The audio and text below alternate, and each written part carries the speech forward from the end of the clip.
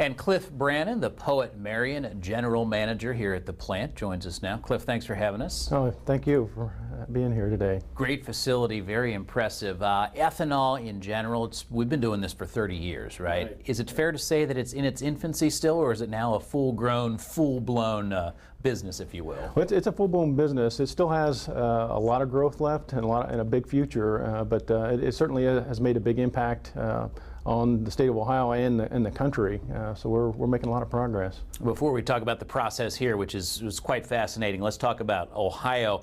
How do we stack up with some of the other states? We're one of the leaders, right? Right, one of the leaders in ethanol production. There are 6 active plants in Ohio, almost $1 billion in infrastructure invested in Ohio.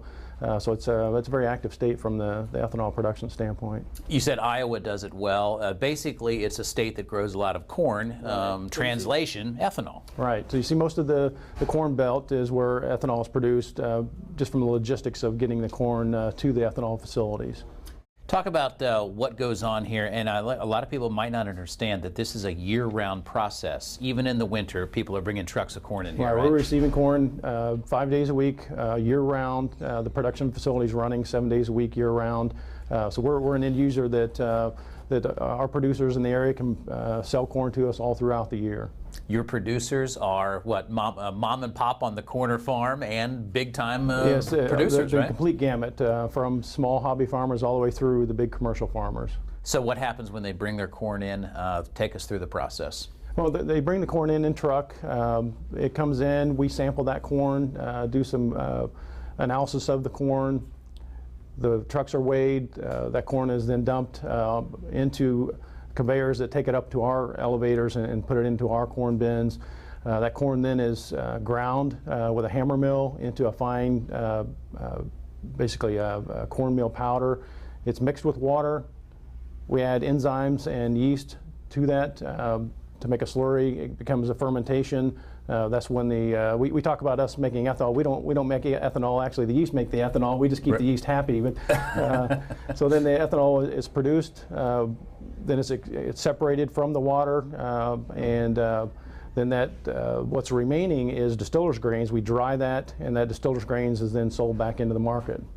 And the ethanol from here will go to will be further processed before it actually reaches its end goal, right? Right. That ethanol will be taken to blending stations where it's blended with gasoline before it goes out to the retail stations.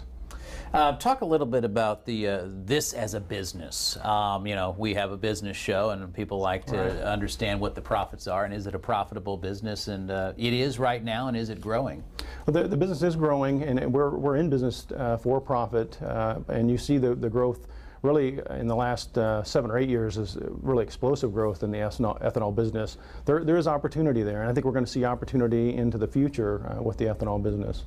Talk about jobs, and there's so much criticism lately, especially during a political campaign year, of jobs overseas, and are we losing jobs? This particular industry keeps jobs here in the U.S. and in Ohio, right? Right, yeah. So we have, of the 6 plants that are here in Ohio, over 240 direct jobs that are related to the ethanol industry, and thousands of indirect jobs. We have over 100 trucks a day that are coming on site. Obviously that takes hiring to get that done, and the amount of money that stays in the state and in the United States, you know, generates a lot of secondary jobs from the ethanol business. Just here on site, you have how many employees? We have 40 employees here in Marion. Okay, and then the people that count on you, that are bringing their corn here, the numbers are countless, right? We deal with about 1,000 producers in the area, and that's in about a 50-mile radius of Marion. So we procure our corn here in the local area.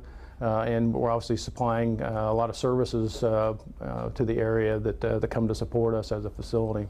As best you know, break down the Ohio corn growers out there, the farmers that are producing corn. For the most part, it's not much of it at all is for human consumption, number one, right? Right. This is number 2 yellow corn, and the vast majority of the corn grown in Ohio is number 2 yellow corn.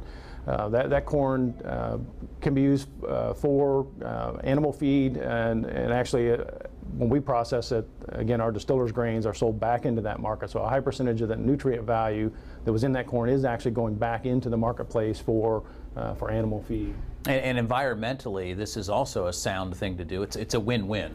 Absolutely. The ethanol introduction into gasoline reduces the greenhouse gases. It's much cleaner to burn. It's much cleaner to make than gasoline is. So it's reducing that dramatically. Every gallon that's put into the marketplace. And we talked about the farmers out there growing the corn, not a lot for human consumption, some for feed, but for the most part now it is for ethanol? Well, it's becoming a higher and higher percentage, but right. Still feed and exports are a very big chunk of what is produced. Do you see a lot of farmers out there kind of switching the type of corn they're growing? They're not switching the type of corn they're growing. I think that we're seeing more and more acres planted with corn as we see the demand for corn go up. And finally, let's look into our crystal ball and tell me, where do we go from here? We're 30 years in, basically, to ethanol production. Where do you go from here? And we're looking out in the future, introducing E15. About 10% of all fuel in the marketplace today is ethanol. We've got EPA approval to go to E15.